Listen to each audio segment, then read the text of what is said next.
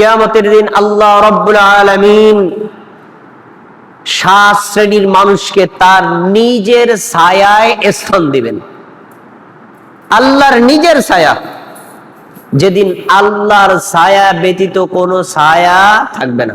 কিয়ামতের দিন কোনো ছায়া নাই, শুধু একটাই ছায়া, আল্লাহর ছায়া। তাহলে যেহেতু আল্লাহর ছায়া আছে, আল্লাহর আকার আকৃতিও আছে। আল্লাহ নিরাকার নন, এই হাদিস তার দলিল। রাসূল সাল্লাল্লাহু আলাইহি ওয়াসাল্লাম বলেন, এই 7 শ্রেণীর মানুষ কারা তোমরা শোনো। 1 নম্বর আল ইমামুল আদিল, ন্যায় বিচারক বাদশা, ন্যায় বিচারক মেম্বার, ন্যায় বিচারক চেয়ারম্যান, ন্যায় বিচারক এমপি, ন্যায় বিচারক মন্ত্রী, ন্যায় বিচারক যে চিফ জাস্টিস, ন্যায় বিচারক যে উকিল, যারা জজ, তারা যদি ন্যায় বিচার করে তাহলে এরা হলো কিয়ামতের দিন আল্লাহর ছায়ায় থাকবে। সুবহানাল্লাহ। 2 নম্বর, এই 7 শ্রেণীর মধ্যে 2 নম্বরে আল্লাহ নবী কাতে গেছেন, ওয়াশাবুন নাশাআ ফি ইবাদাতি রাব্বিহি। ওই যুবক, ওই যুবতী যে তার যৌবনটা আল্লাহর রাস্তায় ব্যয় করেছে, যৌবনে আল্লাহর ইবাদত করেছে, যৌবনে আল্লাহর আনুগত্য করেছে, যৌবনে গুনাহ থেকে নিজেকে হেফাজত করে রেখেছে, যৌবনে জ্ঞান অর্জনের পিছনে ব্যয় করেছে, যৌবনে মানব কল্যাণে সময় ব্যয় করেছে। এই কাজটা করেছে যুবক, করেছে যে যুবতী, আল্লাহ তাআলা তার এই কাজের মান মর্যাদা স্বরূপ পুরস্কার আল্লাহ তার নিজের ছায়ায় স্থান দিয়ে দিবেন। সুবহানাল্লাহ। তাহলে বোঝা যাচ্ছে যৌবন এটা মানুষের জন্য খুব গুরুত্বপূর্ণ একটা নিয়ামত। যেই নারী এবং পুরুষ এই সময়টাকে উপযুক্তভাবে ব্যবহার করেছেন, আল্লাহ তাকে সম্মান দিবেন। 3 নম্বর হচ্ছে ওই ব্যক্তি যার অন্তর মসজিদের সাথে ঝুলন্ত থাকে। অন্তর মসজিদের সাথে ঝুলন্ত রাখা যায় না, অন্তর নিজের বুকের মধ্যেই থাকে। এই ঝুলন্ত রাখার অর্থ হলো 1 ওয়াক্ত সালাত আদায় করে বের হয়ে যাবে, যাওয়ার সময় নিয়ত করবে পরে রক্ত আজান শুনলে আবার মসজিদে এসে জামাতে পড়বে। এই টাইপের চিন্তাশীল মানুষ যারা, তাদেরকে আল্লাহ তার নিজের ছায়ায় স্থান দিবেন। তাহলে আমরা এখান থেকে যেটা পেলাম, যুবকদের দায়িত্ব আল্লাহ তাআলার পথে ব্যয় করা। যুবকদের দায়িত্ব এই যৌবনটাকে উপযুক্ত আল্লাহর নিয়ামত হিসেবে ব্যবহার করা। কখনো গুনার কাজে, কখনো অন্যায় কাজে, কখনো অপ্রয়োজনীয় অনর্থক কোনো কাজে তারা ব্যয় করবে না। আরো কয়েকজন যুবকের দৃষ্টান্ত হাদিসে উল্লেখ করা আছে। সহিহ বুখারী হাদিস নাম্বার 631, মালিক ইবনে হুয়াইরিস রাদিয়াল্লাহু তাআলা আনহু বলেন, আমরা সমবয়স্ক কিছু যুবক আল্লাহর নবীর কাছে এসেছি। 20 রাত 20 দিন আল্লাহর নবীর কাছে অবস্থান করেছি। মসজিদে নববীতে জামাতের সাথে আউয়াল ওয়াক্তে আল্লাহর নবীর পিছনে 5 ওয়াক্ত নামাজ আদায় করেছি 20 দিন। কেন এসেছি? একটাই কারণ, আল্লাহর নবী কি আমল করেন, কিভাবে করেন, ওটা জানবো, শিখবো, নিজেরা আমল করব, অথবা মানুষদেরকে জানাবো।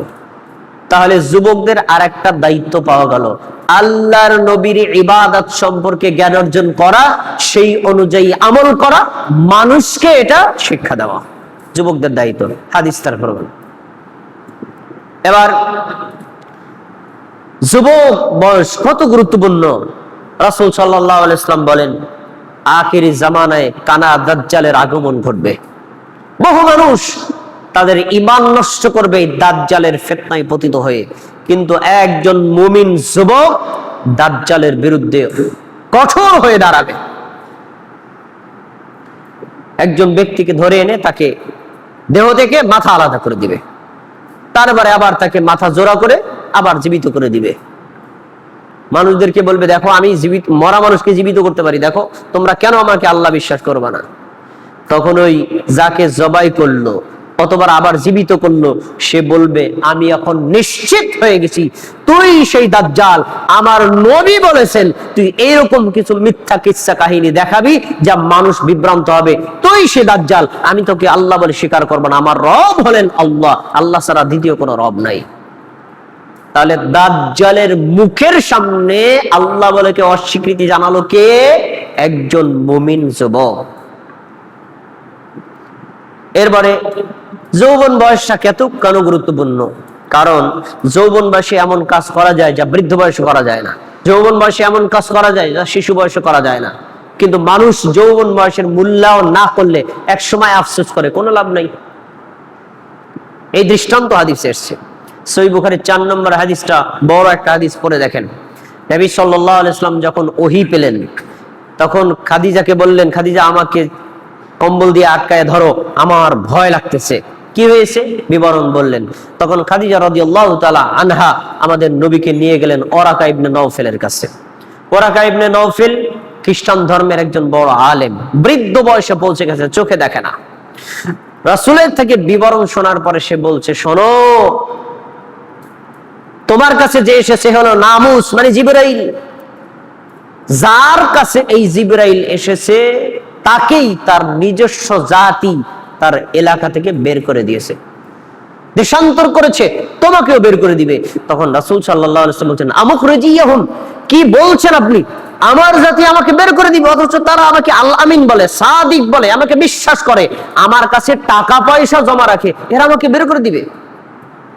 তখন তিনি বলছেন, হ্যাঁ, এই নামুস, এই জিবরাইল যার কাছে এসেছে তাওহীদের বাণী নিয়ে, তাকেই তার জাতি বের করে দিয়েছে, তোমাকে বের করে দিবে। শোনো মুহাম্মদ, তখন যদি আমি যুবক হতাম, নাসরান মুআসসারান, আমি তোমাকে সর্বোচ্চ সাহায্য করতাম, কিন্তু আফসোস আমি তো বুড়ো হয়ে গেছি। তাহলে বোঝা গেল যৌবন বয়সে যে কাজ করা যায় সেটা না করলে বৃদ্ধ বয়সে আফসোস করবে, কিন্তু আফসোস করে কোনো লাভ হবে না। তাই যৌবন বয়সে আল্লাহর ইবাদতে নিমগ্ন থাকতে হবে, জ্ঞান অর্জন করতে হবে, নিজের জীবনটাকে মানে আদর্শভাবে গড়ে তোলার জন্য জ্ঞান অর্জন করা যুবক এবং যুবতীদের বড় কাজ। অনর্থক অপ্রয়োজনীয় কাজে সময় নষ্ট করা যুবকদের কাজ না। এবার আর কয়েকজন ব্যক্তির দৃষ্টান্ত দিচ্ছি। বদরের যুদ্ধ যখন শুরু হয়, আব্দুর রহমান ইবনে আওফ রাদিয়াল্লাহু আনহু বলেন, যুদ্ধ করতে গেলাম, সারিবদ্ধভাবে দাঁড়িয়েছি। আমি দাঁড়াইলাম কাফেরদের বিরুদ্ধে যুদ্ধ করার জন্য। তখন আমি একটু ডানে তাকাইলাম, বামে তাকাইলাম, আমার সাথে আছে কারা? মানে যুদ্ধ করতে গেলে তো শক্তি লাগবে, আমার তো শক্তি আছে। পাশে যদি একজন নওজোয়ান পাওয়া যায়, হ্যাঁ, পাশে যদি কোনো শক্তি, তখন সাহসটা বেশি থাকে, যাক পাইলাম কাছে কাউকে। ডান পাশে তাকায় দেখি এক কিশোর বয়স্ক ছেলে, বাম পাশে তাকায় দেখি আর কিশোর বয়স্ক ছেলে, কোনো শক্তিশালী বীর পুরুষ নাই। আমি বললাম, কিরে বাবা, তোমরা যুদ্ধ করতে আসছো? হ্যাঁ আসছি। দুইজন ব্যক্তি, ডানে একজন বামে একজন, দুইজনের নামই মুআজ। একজনের নাম মুআজ আর একজনের নামও মুআজ। তখন এই দুই ব্যক্তি আমাকে বলছে, চাচা আপনি কি আবু জাহেলকে চেনেন? হ্যাঁ চিনি। যুদ্ধ শুরু হইলে আবু জাহেল দেখলে আমাদেরকে দেখাই দিবে। কেন? কাজে শুনেছি আবু জাহেল আমার নবী মুহাম্মদ সাল্লাল্লাহু আলাইহি ওয়াসাল্লামকে গালি দেয়, আজকে আমাদের মিশন হলো আবু জাহেলকে খতম করা, অন্য কাউকে নয়। আপনি দেখা হলে আমাদেরকে বলবেন। আব্দুর রহমান বলছেন, যখন যুদ্ধ শুরু হয়ে গেল, আমি ঘোড়ার ফাঁকা দিয়ে দেখাচ্ছি, এ যুবকেরা, ওই যে আবু জাহেলকে দেখা যাচ্ছে, যুদ্ধ শুরু হয়ে গেছে, তীব্র তরবাল চলছে। এই দুইজন যুবক বাস পাখির মতো আবু জাহেলের উপর ক্ষিপ্তভাবে আক্রমণ করে তাকে ঘোড়া থেকে ফেলে দিয়েছে, আক্রমণ করে তাদেরকে ফেলে দিয়েছে এবং কি তাদেরকে হত্যাও করেছে। দেখেন, এই যুবক দুইজন আল্লাহর নবীর নিরাপত্তার জন্য কাফের মুশরিককে একদম যুদ্ধের ময়দানে কতটা বীরত্ব প্রদর্শন করেছে। তাহলে বোঝা যাচ্ছে যুবকরা তাদের কাজ হলো আল্লাহর দ্বীনের জন্য এইভাবে নিবেদিত থাকা। এই একটা দৃষ্টান্ত আমরা পেলাম। আর একজন ব্যক্তির দৃষ্টান্ত নেন। আমাদের দেশের যারা কিশোর যুবকদেরকে দেখবেন, তাদের এখন বর্তমানে কাজে হচ্ছে মোবাইলে সাপ, লুডু, তাস ইত্যাদি খেলাধুলা করা, পাবজি গেম, বিভিন্ন গেম নিয়ে পড়ে থাকা, তাই না? আর বর্তমানে পাইছে তো বিশ্বকাপ ফুটবল, একেবারে 24 ঘন্টা এটা নিয়ে পড়েছে, রাতে ঘুমায় না, সারা রাত খেলা দেখে, আর দিনের বেলা এটা নিয়ে চর্চা করে। এই হলো যুবক। অথচ এই যুবকের বয়স 25 বছর, 26 বছর, 30 বছর, আর জীবনের কোনো লক্ষ্য নাই। এরা মানে লক্ষ্যহীন ভাবে চলাফেরা করছে। যুবক, তোমরা একজন ব্যক্তির দৃষ্টান্ত নাও। আজকে তুমি মুসলিম বলে পরিচয় দাও, তোমার বাপ দাদা 14 গোষ্ঠী মুসলিম, এর পিছনে কার অবদান জানো? একজন ব্যক্তির অবদান, তিনি হচ্ছেন মুহাম্মদ ইবনে কাসিম। হাজ্জাজ বিন ইউসুফের জামাতা মুহাম্মদ ইবনে কাসিম, এই ভারতীয় উপমহাদেশে মাত্র 17 বছর বয়সে সিন্ধু প্রদেশে নিজে সেনাপতির দায়িত্ব নিয়ে যুদ্ধ করে সিন্ধু প্রদেশ বিজয় করে দ্বীনের ইসলামের পতাকাকে উড্ডীন করেছে। বয়স কত? মাত্র 17 বছর। 17 বছর বয়সে এই ভারতীয় উপমহাদেশে ইসলামের পতাকা উত্তোলন করছে, মাত্র 17 বছর যুবক। আর আমাদের দেশে 17 বছর যুবকরা মোবাইল ছাড়া কিচ্ছু বোঝে না। What is this? তোমার মতো যুবক দিয়ে, কিশোর দিয়ে জীবনেও কিছু হবে না, আর দিনেরও কিছু হবে না। 17 বছরের যুবকের এত বড় অবদান। দুজন ব্যক্তির দৃষ্টান্ত আল্লাহ নবী দিয়েছে, আল্লাহ তাআলা দিয়েছেন কোরআন মাজিদে। সূরা আলে ইমরানের 39 নম্বর আয়াত খুলে দেখেন। অবিবাহিত যুবকের দৃষ্টান্ত দিয়েছেন। এক নম্বর হলো ঈসা আলাইহিস সালাম, আরেকজন হলো ইয়াহইয়া ইবনে যাকারিয়া আলাইহিস সালাম। তারা দুইজনে অবিবাহিত ছিলেন, কখনো বিয়ে করেননি, কিন্তু বিয়ে না করলে কখনো তারা জিনার সাথে সম্পৃক্ত হন নাই। আল্লাহ তাআলা কোরআন মাজিদে তাদের বলেছেন কি? ওয়াসাইয়্যিদা ওয়া হাসুরা ওয়া নাবিয়্যাম মিনাস সালিহিন। ইয়াহইয়া ইবনে যাকারিয়া আলাইহিস সালাম ছিলেন নেতা, লিডার। তারপরে তিনি ছিলেন ওয়া হাসুরা, অবিবাহিত নারী বিরাগী মানুষ, ওয়া নাবিয়্যাম মিনাস সালিহিন, নেককার নবীদের অন্তর্ভুক্ত। তাহলে তারা যুবক ছিল, বিবাহ করেন নাই, কিন্তু তারা আল্লাহর অন্যায়ের পথে লিপ্ত হন নাই, নিজেকে আল্লাহর আনুগত্য করার মাধ্যমে আল্লাহর নবী হয়েছেন। ভাইয়েরা আমার, তাহলে বোঝা যাচ্ছে যুবকদের অনেক মূল্য ইসলামে আছে। তারা যদি নিজেদের জীবনের সব এর মূল্য বোঝে, তাহলে ফুটবল, বিশ্বকাপ, ক্রিকেট এইসব আজে বাজে সময় নিয়ে কখনো তারা মরে পড়ে থাকবে না, বিমর হয়ে থাকবে না। এগুলো বাদ দিয়ে তারা লেখাপড়া করবে, জ্ঞান অর্জন করবে দুনিয়া সম্পর্কে, দিন সম্পর্কে, এবং আমল করবে।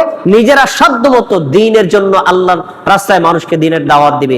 যদি এটাই তারা করে, তাহলে তারা হবে আদর্শ যুবক। দুনিয়াতেও তারা শান্তিতে থাকবে, পরকালেও আল্লাহ তাদের জন্য জান্নাতের পথকে প্রশস্ত করে দিবেন।